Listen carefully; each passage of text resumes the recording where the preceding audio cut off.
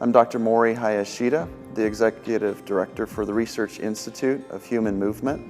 And we're in a series of conversations with different people, asking them to tell their story of how movement has mattered in their life at different stages, as that's what the Research Institute is about. So today we're joined by Wendy Faraday. Wendy, thank you for being with us. Welcome. Wendy, we've known each other for several years, and I thought you'd be great for this, so we could really hear about your story and your journey through at least the years we've known each other. As a physical therapist, I've worked with you, but I'd love to know if you could take us back in time, tell us about your life as a young adult, how you moved, what was your interest, what did you study, and then maybe start bringing us closer to today as to what has happened. And you can elaborate as much as you want or as little as you want about the condition that you've had. Okay. My life's been very active. Water skiing, snow skiing, swimming, riding horses for several years. I loved running for exercise. And this really pretty much was through my high school years and college years. I was an ergonomics major at UCSB. Okay. That's a study of physiology of exercise. So I was into every activity that we had to learn, diving, gymnastics, all of it. Yeah. As I got older in my mid-20s, I had knee surgery on both my knees. I had chondromalaciitis, and so it was told that it was degeneration of the kneecaps, so we went in and cleaned out the kneecaps. I did not do physical therapy after that. I was actively teaching in the water, felt that that was enough movement that I was having. I started back up and running.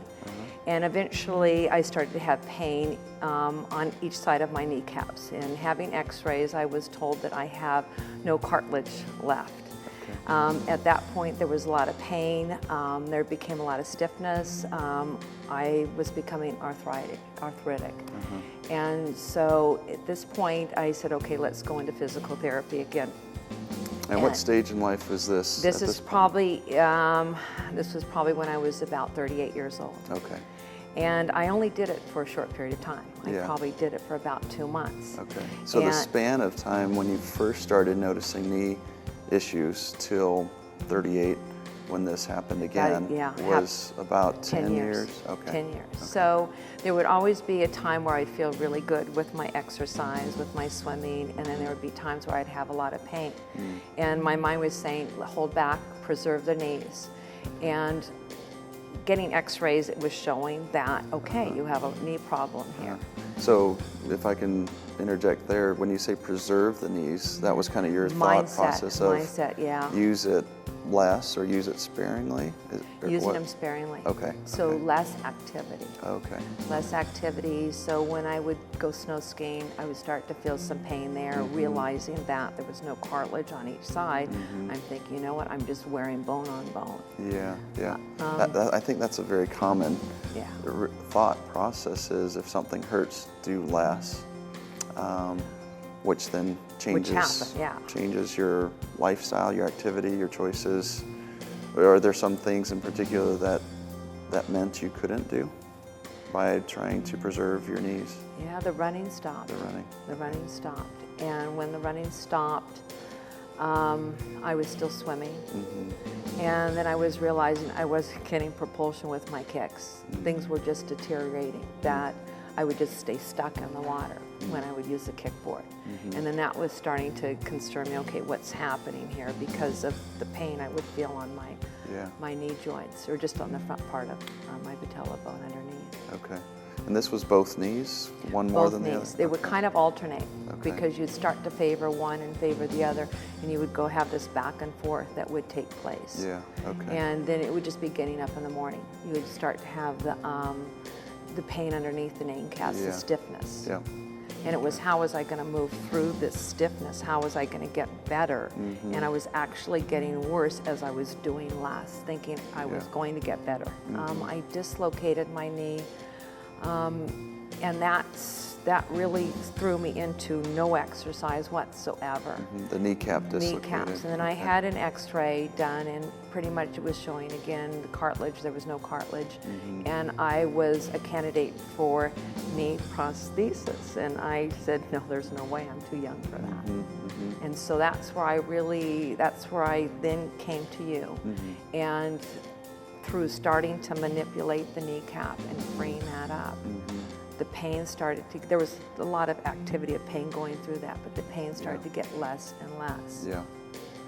Yeah, and it's been several years since then. I mean, when we first started, it's about 3 years, I believe. So it's taken a long time. It's a lot of work. But maybe talk to us, I'd love to hear your perspective on what those last 3 years have been like. What has it entailed, but what has changed about your life? How enabling has that become from where we were 3 years ago? Well, when I was walking up, I was not barely able to walk upstairs, barely go downstairs, get into the car without holding on to the handle, sitting, getting up out of a chair, getting in a chair. Everything was like I was 30 years older, probably. Just I wasn't able to move very easily. 30 years older? Like me, like you I were could 30 have years felt older like than I you were, would have been in my 80s or whatever it might have been. I was going downhill pretty fast. Because I was in my mind thinking I'm preserving my knees. But it was completely the opposite of what I've learned. So exercise was limited. I could not, bend my knees to squat or anything. So.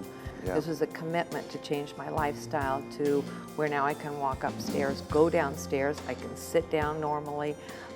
And my goal is to run around the track 1 time or 2 times.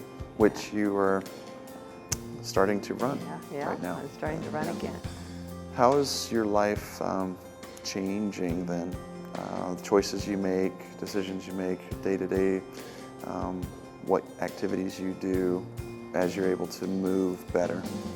I'm not using a stick if I need to climb up hills. If we go out with my boys, it's like, wow, let's climb up this hill, let's go down this hill. I'm able to walk the dogs and keep up with the dogs. I mean, that was a big thing, that I could barely just walk them up the straight without having pain. And coming back down, just movement, just everything of feeling active and getting my life back to where I really have been my whole life. And because you see that you can just get sedentary more and more because of the pain, and there's no pain now. There's no pain. It's an interesting thing about movement. When the body parts move optimally, pain seems to subside, and when they don't, pain seems to creep in. And it's something we seem to take for granted in life, is that we're going to just automatically know how to move well. We exercise, but the movements within those exercises may or may not be proper. So a lot of those pain or symptoms seem to be gradual in onset for those reasons.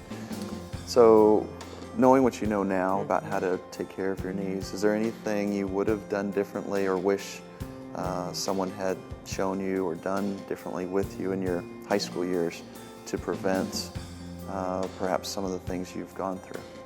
I think it's educating. It's educating how we do move. It's educating what is the proper way of how, just different, the way you work from the knee up through the quads, through the glutes and all of that. And just, I was always trying to accommodate my movement through doing it incorrectly. And it was putting more pressure on my knee. Thinking, because I was accommodating. So it's through education. It's really through someone getting, teaching, what the movement, when you're young, you think you can just rebound off of everything. And you pretty much do, but as I see the history, if I had knee problems back in a younger thing, and it wasn't just icing and bandaging, but we were teaching more of how each of the muscles are, and in fact, it's not just our mind focusing on the knee. And when you start to hurt here, this is where you focus, and everything else is forgotten of what really stabilizes the knee. Well, now you're starting to sound like a physical therapist, I suppose, but it's very true. So Wendy, thank you for taking the time out of your day to share your story. I think a lot of people will identify with it, And that is the mission of RIME, is to create an awareness and education and programs that we can help people understand, hopefully preventatively, how to move better to avoid some of the wear and tear on the body that does affect quality of life so much as it did in your case. So I wish you the best moving forward. Thank you for being with us. I am moving forward. Thank you.